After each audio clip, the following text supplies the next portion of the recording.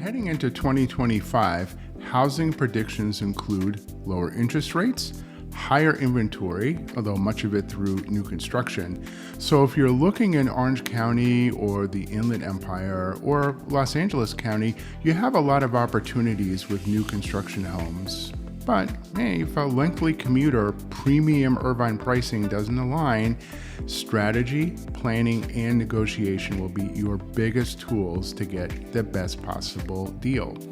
Now, your approach is going to be different depending on whether the home is a quick move-in home versus a future phase release, but your core tools will always be the same.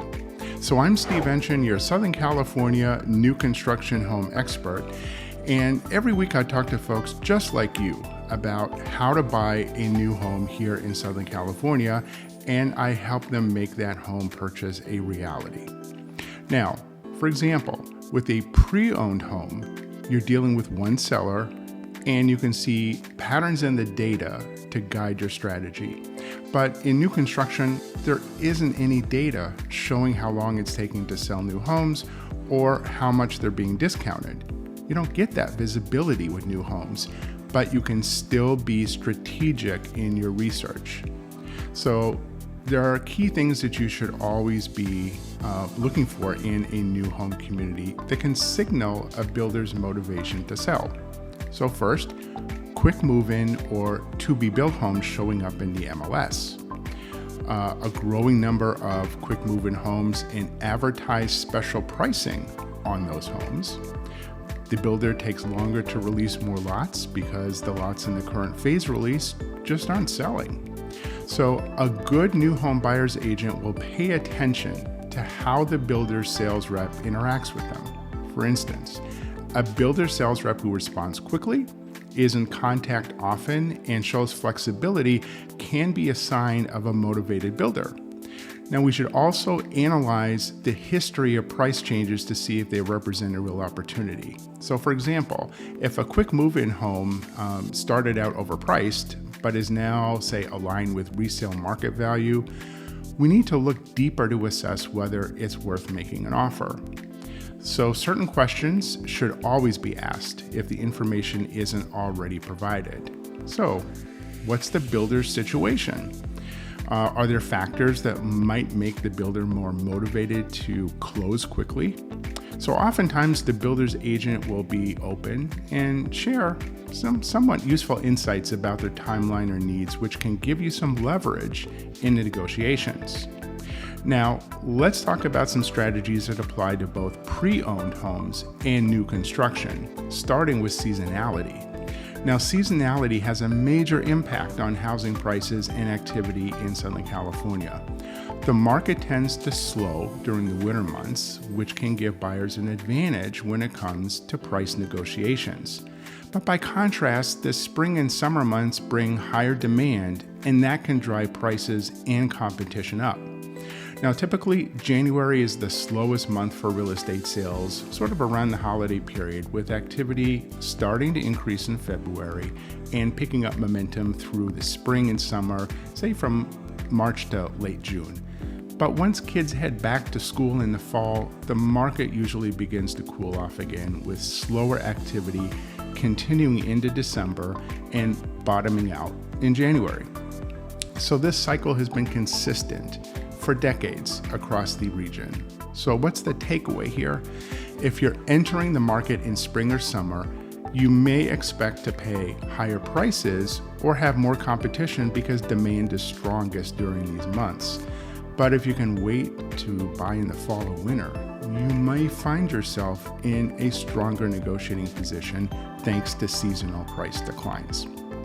Now, it's also important to note that while housing prices in Southern California have climbed significantly over the years, the seasonal price drop remains pretty consistent. In fact, the only time we didn't see the usual decline was during the coronavirus pandemic in 2020, when prices increased a lot due to, unique market conditions. But the following year, the market returned to its normal seasonal pattern. So whether you're looking at pre-owned homes or new construction, entering the market during the cooler months can give you a real advantage when it comes to affordability and negotiating the best possible deal. So we talked about strategies for pre-owned homes and strategies that apply to both pre-owned and new construction, but let's talk about some that specifically work with new construction. So new construction homes present kind of a different scenario, but with that, they also present some different opportunities. So builders are selling multiple homes within a single community and often hundreds across various communities in the region. So builders a lot of times will have substantial financial resources, but there are times that they may be more vulnerable to market fluctuations, especially if they have a lot more homes sitting that they need to sell. So identifying these weaknesses can seriously benefit you as a buyer. And unlike individual home sellers, where we have very specific data to gather and rely on, builders don't release their sales data or prices to the public. So that can make it really hard to look for trends.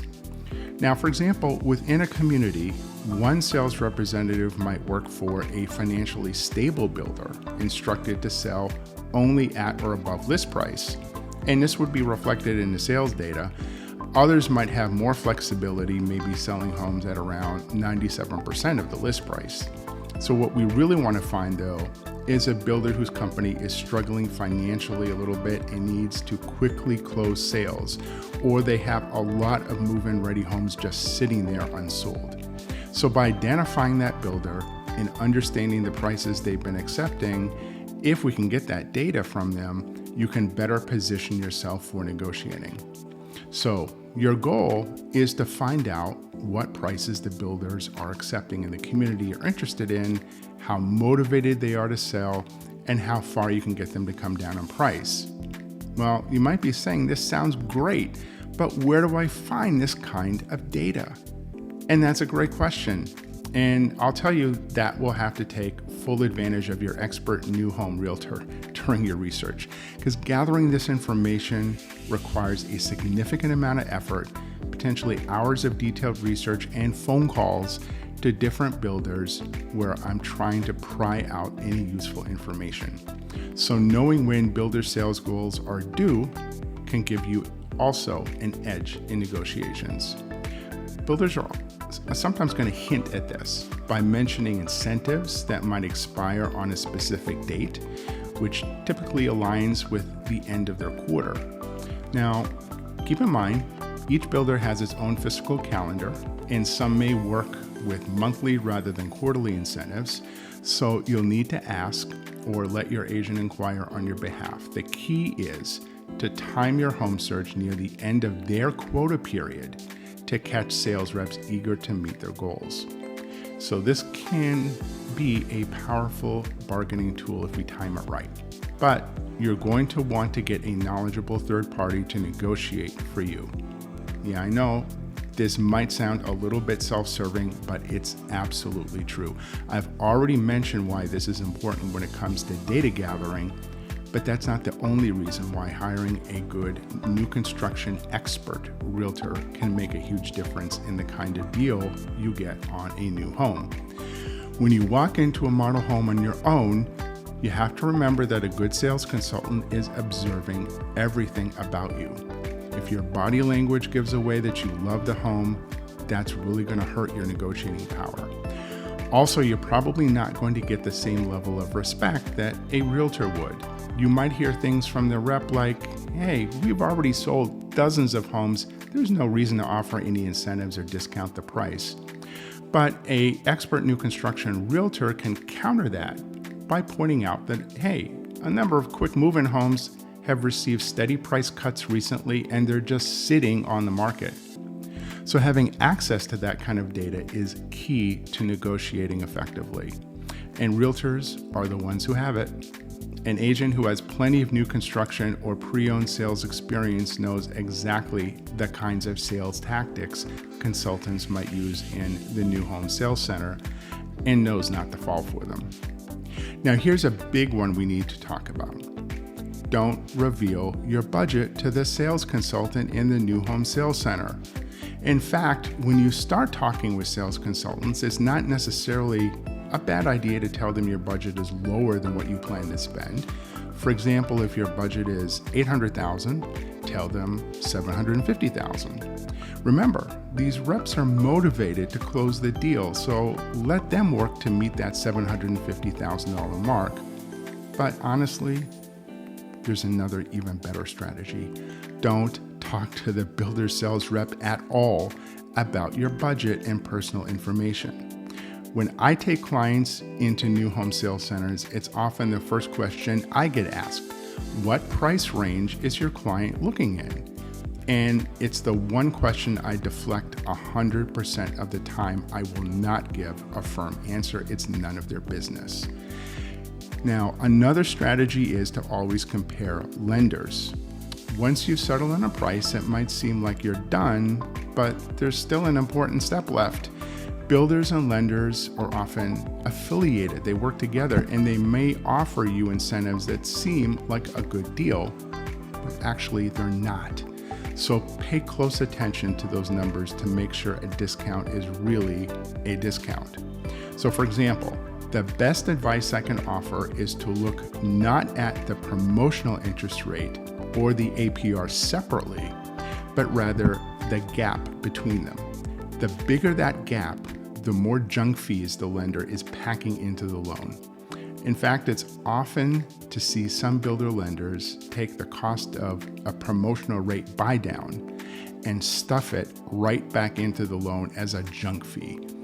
And if you don't know how to spot that, it could cost you a huge amount of money.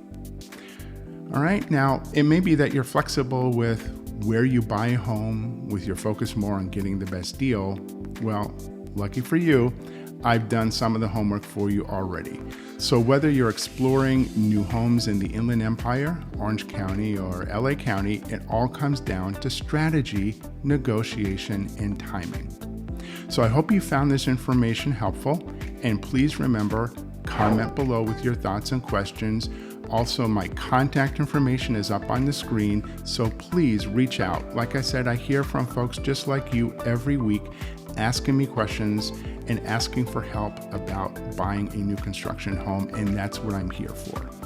So if you like this video, you found the information helpful, also please remember to like and subscribe.